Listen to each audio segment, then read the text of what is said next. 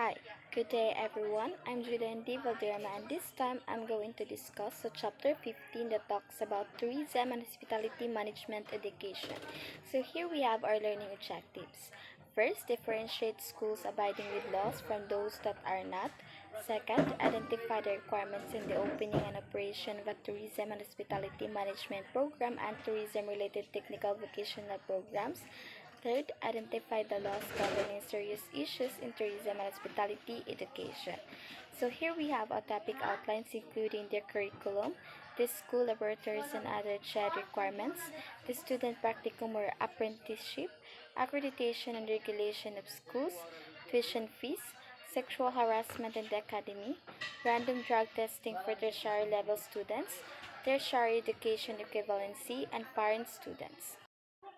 So, introduction. The Philippines has over 300 plus schools offering tourism and hospitality management programs, regulated by the Commission on Higher Education and the Technical Education and Skills Development Authority.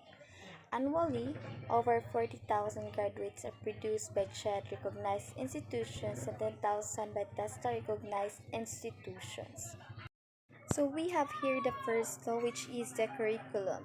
So the BS Tourism and BS HRM programs should comply with CHED Memorandum Order Number 31 Series of 2001 as per Republic Act Number 7722. The government encourages higher education institutions to establish a ladderized interface between TVET and enabling students to earn certifications and secure employment. So the BS Tourism and BS HRM programs at colleges and in universities must adapt to global and local tourism industry needs to ensure graduates are employable. The curricula are updated annually with minimum curricular requirements including general education, hospitality management, business education major subjects, practicum and physical education. So we have the school laboratories and other CHED requirements. So the government recognition for a program of study requires 100% compliance with CHED's minimum requirements, including faculty, library, laboratory, and administration. The schools offering BS Hotel and Restaurant Management or Hospitality Management must have various labs to enhance practical skills. CHED also requires administrators with master's degrees and industry experience. 25% of subjects taught by teachers, 2,500 volumes of books, 1,000 square meters of floor area, and adequate library space. So schools launching these HRM or hospitality management programs must secure a government permit from CHED, which can be renewed after a few years. CHED now delegates school inspection to regional offices through regional quality assessment teams, focusing on equipment quality, sanitation, safety, security, and learning environment. So next is we have the student practicum or apprenticeship. The Commission on Higher Education established the International Practicum Training Program to promote cross-cultural training and skills enhancement for Filipino students. The program aims to develop new competencies and skills that will make students globally competitive for employment. The Commission issues a list of accredited training partners for the IPTP, and heads of the higher education institutions are encouraged to enter into agreements with these partners. The minimum requirements for student practicum in BS Tourism and BS HRM are 3 units. So here we have the accreditation deregulation of schools. So the CHED has released revised policies and guidelines to promote quality and excellence in higher education in line with the Higher Education Act of 1994. The CHED encourages higher education institutions to achieve higher standards through voluntary accreditation systems, promoting a policy environment that supports non-governmental accreditation and protects the accreditation process integrity. Schools with accredited status level 3 are autonomous, while those with level 2 have partial deregulation. So collegiate schools in the Philippines are supervised by CHED, with level 2 accredited schools regulating and allowing curriculum changes if they meet minimum standards. So the autonomy schools are granted without CHED supervision and have curricular autonomy and new program offerings. Accrediting agencies in the private sector include PASCO, PACOCUA and ACSCAA, while public sector agencies include AACUP and LCOCUA. Schools must meet certain criteria for Level 3 accreditation, including high instruction standards, community extension programs, research traditions, faculty development, graduate performance, working consortia, and functional learning resources. So next is what the tuition fees.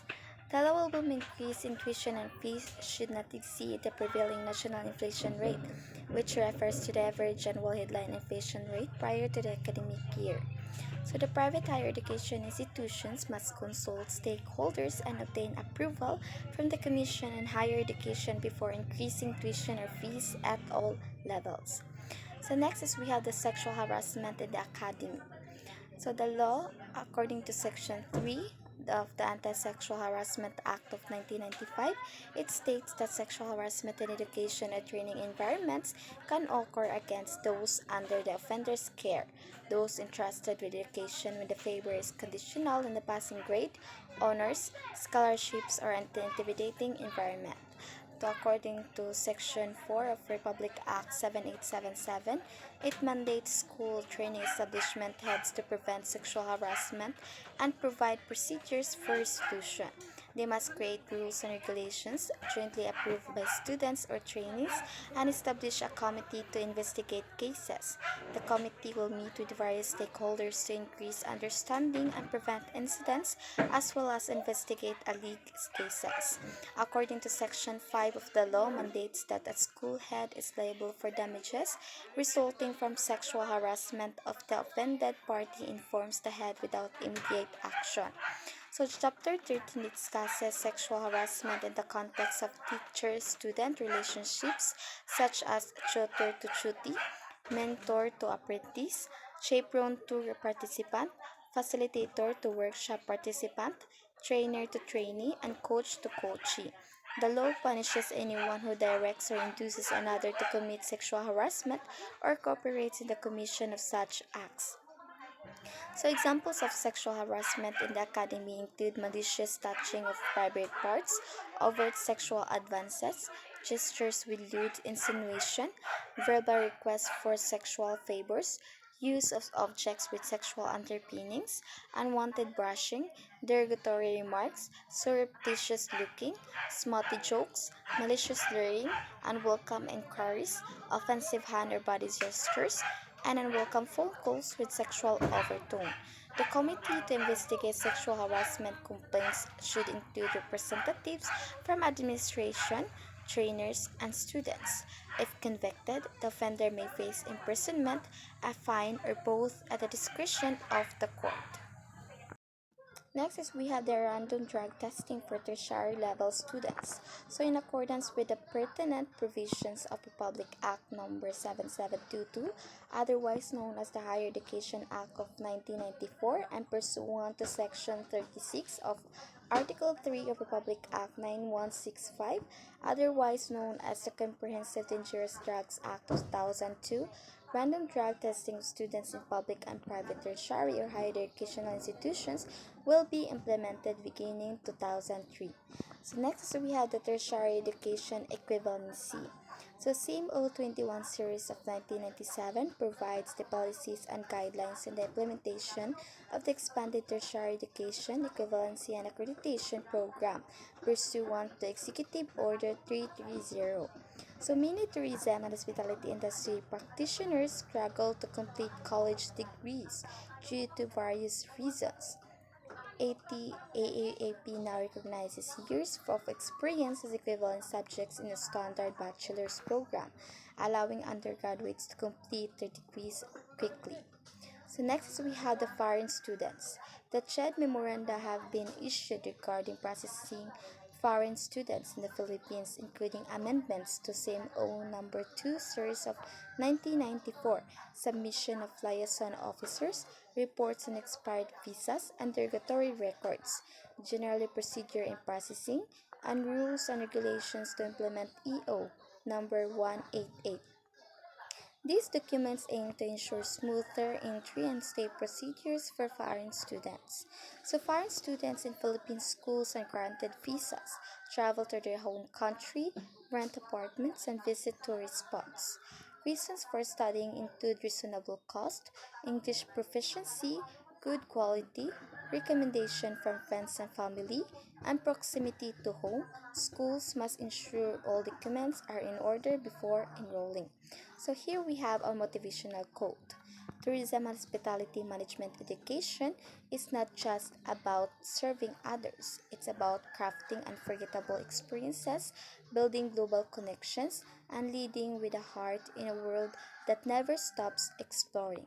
So that's all for chapter 15. Thank you for listening.